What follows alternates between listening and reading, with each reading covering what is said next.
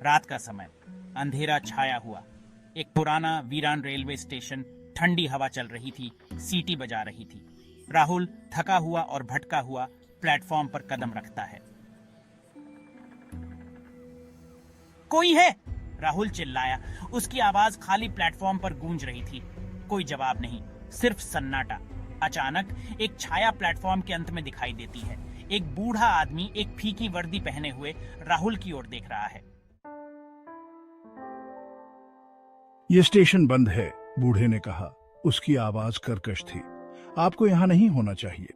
राहुल ने ठंड महसूस की। बूढ़े आदमी की आंखें खाली थीं। हवा में फुसफुसाहट हंसी की तरह राहुल के कानों में पहुंची। यहाँ क्या हुआ? राहुल ने पूछा, डर के बावजूद उत्सुक।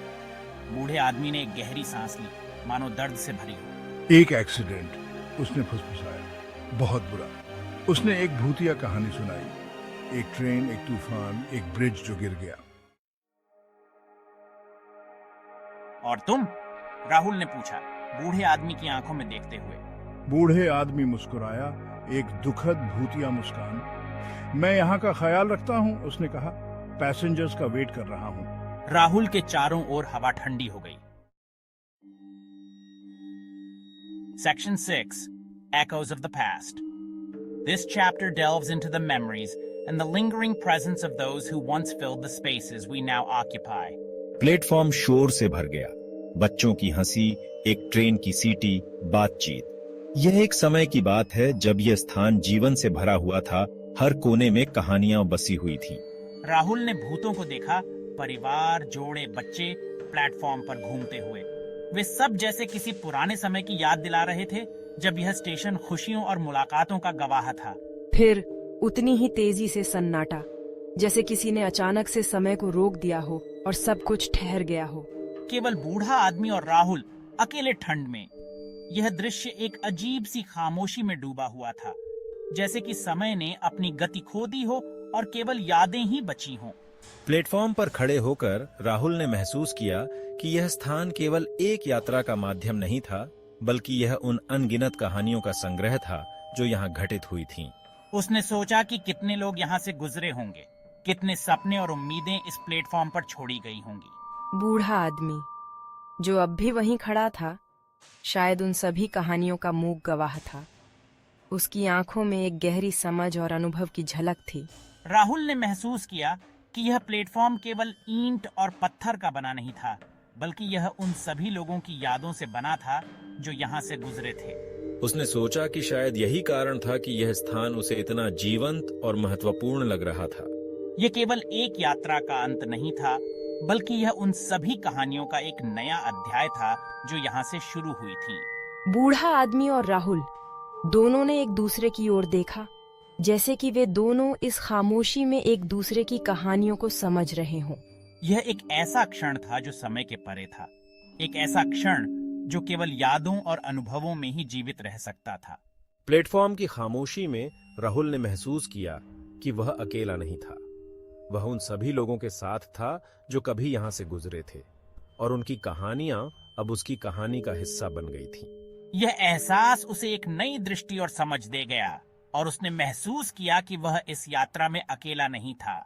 बूढ़ा आदमी जो अब भी वहीं खड़ा था, शायद उन सभी कहानियों का मूक गवाह था। उसकी आंखों में एक गहरी समझ और अनुभव की झलक थी। राहुल ने महसूस किया कि यह प्लेटफॉर्म केवल ईंट और पत्थर का बना नहीं था, बल्कि यह उन सभी लोगों की यादों से बना था जो यहाँ से गुजरे थे। उसने सोचा कि शायद यही कारण था कि यह स्थान उसे इतना जीवंत और महत्वपूर्ण लग रहा था। यह केवल एक यात्रा का अंत नहीं था, बल्कि यह उन सभी कहानियों का एक नया अध्याय था जो यहाँ से शुरू हुई थीं। बूढ़ा आदमी और राहुल दोनों ने एक दूसरे की ओर देखा, जैसे कि वे दोनों इस खामोशी में एक दूसरे की कहानियों को समझ रहे हों। यह एक ऐसा क्षण था जो समय के परे था, एक ऐसा क्षण जो केवल यादों और अनुभवों में ही जीवित रह सकता था। प्लेटफॉर्म की खामोशी में राहुल ने महसूस किया कि वह अकेला नहीं था। वह उन सभी लोगों के साथ था जो कभी यहाँ से गुजरे थे, और उनकी कहानियां अब उसकी कहानी का हिस्सा बन गई थीं। यह एहसास उसे एक नई दृष्टि और समझ दे गया, और उसने महसूस किया कि वह इस यात्रा में अकेला नहीं था। Section 7. Fleeting Reality. In the dimly lit room, shadows danced on the walls, creating an eerie atmosphere that seemed almost otherworldly. The air was thick with tension, and every creak of the floorboards echoed like a distant memory. ये असंभव है, राहुल ने कहा। उसकी आवाज कांप रही थी। उसकी आंखें चौड़ी हो गईं और उसके दिल की धड़कन तेज हो गई। उसने अपने चारों ओर देखा, जैसे कि किसी अदृश्य शक्ति की तलाश कर रहा हो। बूढ़ा आदमी राहुल के पास आया। उसका चेहरा करीब था। उसकी आंखों में एक अजीब सी चमक थी, जैसे कि वह किसी गहरे रहस्य को जानता हो। उसकी चाल धीमी और स्थिर थी, जैसे कि वह समय के भार को महसूस कर रहा हो। कुछ कहानियां सच होती हैं, उसने फुसफुसाया। उसकी आवाज में एक गूंज थी, जो राहुल के कानों में गूंजती रही।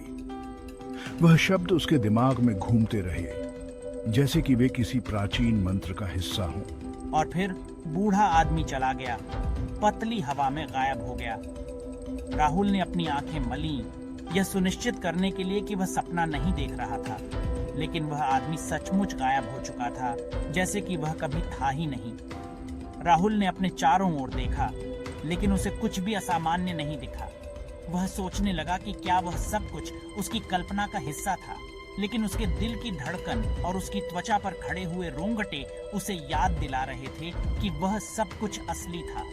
वह सोचने लगा कि उस बूढ़े आदमी ने जो कहा था उसका क्या मतलब था। क्या सच में कुछ कहानियां सच होती हैं? क्या वह किसी प्राचीन रहस्य का हिस्सा बन गया था? उसके मन में अनगिनत सवाल उठने लगे और वह जानता था कि उसे उन सवालों के जवाब खोजने होंगे। वह जानता था कि उसकी जिंदगी अब पहले जैसी नहीं रहेगी। वह जानता था कि उसे उस रहस्य की तह तक जाना होगा, चाहे उसे कितनी भी मुश्किलें क्यों न झेलनी पड़े। और इसी तरह राहुल ने अपने सफर की शुरुआत की, एक ऐसी यात्रा पर जो उसे अज्ञात की गहराइयों में ले जाने वाली थी। सेक्शन 8. The Unveiling. राहुल अकेला उठा, प्लेटफॉर्म पर ठंडी मंजिल पर लेटा हुआ था। सूरज उग रहा था, रात के आतंक को दूर भगा रहा था। एक पुराना फीका हुआ साइन बोर्ड दिखाई दिया, मुश्किल से दिखाई दे रहा था। सेक्शन 9. A Haunting Truth. इसमें लिखा था, यह स्टेशन 1984 से बंद है। राहुल ने एक ठंडी सांस ली, कल रात की घटनाओं को याद करते हुए। वह अकेला नहीं था, और स्टेशन, यह सिर्फ एक स्टेशन से कहीं अधिक था। यह अतीत का एक भूत था, त्रासदी की याद दिलाता था। राहुल ने उस पुराने जंग लगे साइन बोर्ड को देखा, जिस पर स्टेशन का नाम मुश्किल से पढ़ा जा सकता था। उसकी आंखों में एक अजीब सी चमक थी, जैसे वह उस समय में वापस जा रहा हो जब यह स्टेशन जीवंत था। 1980 के दशक में यह स्टेशन एक जीवंत स्थान था। लोग ट्रेन में चढ़ते, वेंडर स्नैक्स बेचते और चारों ओर चहल पहल होती। लेकिन फिर एक दिन एक भयानक दुर्घटना ने सब कुछ बदल दिया। अखबारों की सुर्खियों में उस दुर्घटना की खबरें छपी थी। हेडलाइंस में त्रासदी की चीखें थी। उस दिन कई लोगों ने अपनी जान गंवाई और स्टेशन को हमेशा के लिए बंद कर दिया गया। आज यह स्टेशन एक भूतिया खामोशी में डूबा हुआ है। ठंडी हवा चल रही है और हर कोने में एक अजीब सी सिहरन है। राहुल स्टेशन के अंदर चल रहा था। उसके कदमों की आवाज गूंज रही थी। वह हर कदम के साथ उस रात की घटनाओं को याद कर रहा था। उसके चेहरे पर गहरी सोच की लकीरें थी। वह सोच रहा था कि क्या वह सच में उन आत्माओं को महसूस कर सकता है जो यहाँ फंसी हुई हैं। पिछली रात उसने परछाइयों को देखा था और फुसफुसाहटें सुनी थी। वह जानता था कि वह अकेला नहीं था। एक धूल भरी बेंच पर उसे एक पुरानी डायरी मिली। उसने उसे खोला और पढ़ना शुरू किया। डायरी के पन्नों पर हाथ से लिखे नोट्स और स्केचेस थे। ये किसी ऐसे व्यक्ति की डायरी थी जिसने उस दुर्घटना को देखा था। जैसे जैसे वह पढ़ता गया, उसकी आंखें चौड़ी हो गई। डायरी में लिखी बातें उसे सच्चाई की ओर करीब ले जा रही थी। स्टेशन के भूतिया विजुअल्स, परछाइयों का हिलना और फुसफुसाहटें तेज होती जा रही थी। उसने डायरी बंद की और उसके चेहरे पर एक दृढ़ निश्चय था। वह जानता था कि उसे इस सच्चाई को उजागर करना होगा। वह स्टेशन से बाहर निकल रहा था और सुबह की पहली किरणें फूट रही थी। उसने ठान लिया था कि वह इस भूतिया सच्चाई को दुनिया के सामने